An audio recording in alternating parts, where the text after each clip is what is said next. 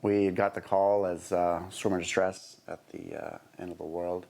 This is a place that we're pretty familiar with because we've had a fair few rescues there in the past. Myself and acting FRS Keauhou Parker responded on Rescue 7 to just drive there by land, and then the rest of the crew responded on Sea Lake 7. There was a guy that had obviously jumped off the end of the world. The waves that day were really something else. So instead of being able to make it up to the normal spot there, ended up going onto this like outcropping of rocks. Unable to get out, swam around for a while, swallowed some water, got pretty tired, and then was finally able to make his way onto a small outcropping of rocks just north of the jumping spot at End of the World. It was separated by a small little channel that was maybe 6 to 8 feet across, and on a normal flat water day, you probably could have just walked right across the land.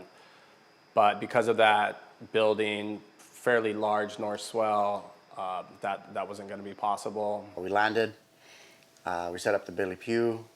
I jumped into the net. Kalei Gregory was the pilot at the time.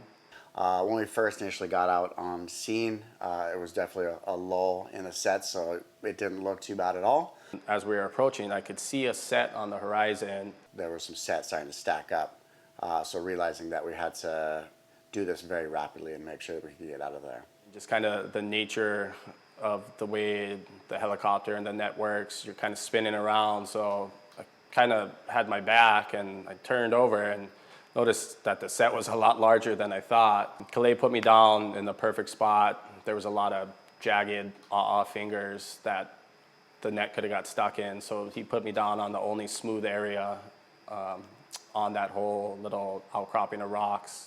Watching him kind of scurry around and seeing some waves kind of come on the horizon there, realized that time was not completely on our side. Looked back again and kind of saw that the set was coming and it was solid. So kind of instructed the patient with maybe some choice, semi-forceful words to get in the basket quickly.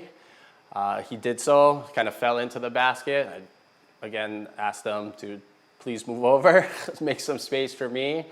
And I just put my finger up, which is the signal to take off. So as soon as I saw them in the basket, started to try to lift, to try to get them out of the way of the wave that was kind of heading right in their direction. And I just kind of held on and braced because I thought we were getting wet and potentially going for a swim. Try to get out of there as fast as possible. And really, by the time the wave came, it looked like it was really close to hitting them. Normally, in these types of rescue situations, Chopper 1 would be the preferred aircraft to use. Its primary function is rescue. Chopper 2's primary function is aeromedical, but it can also be used for rescues and emergencies. Because time was a bit of an essence, we chose to use Chopper 2 in this instance, as Chopper 1 was still a ways out. Chopper 2 is an older aircraft. She's been through a lot of calls, a lot of years, saved a lot of people.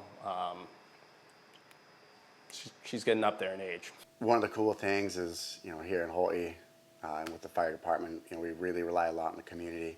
The net that we had used to save this guy from the rocks was actually donated to the Sayre Foundation from a previous rescue. It was the couple Cummings and his girlfriend had donated that Billy Pew net. And I'd just like to say thank you to the community, all the donors out there, big and small. Big thank you on behalf of myself, the rest of my crew, and I think I could safely say the entire department. I just wanted to thank all the men and women I work with in the fire department and all their help with everything they do every day. And Frank and Laura Sayre for all the equipment that allows all of us to do our jobs to the highest level possible.